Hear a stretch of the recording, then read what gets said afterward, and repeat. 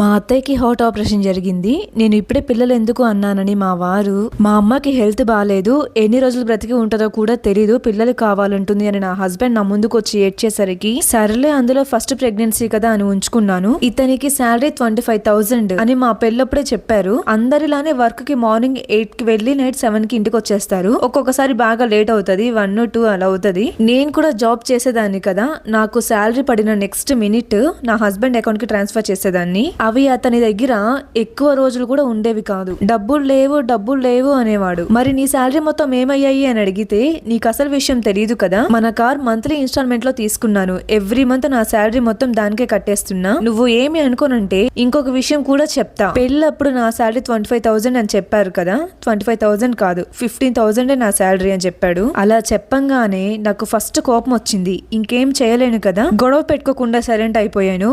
అలా నేను ఏమి అనుకుండా ఉండేసరికి ప్రేమగా చూసుకోవడం, ప్రెగ్నెన్సీ టైంలో మా పుట్టింటికి వెళ్తే నా కోసం వారానికి ఒకసారి వచ్చి ఉండడం, ఇలా చేసేవాడు.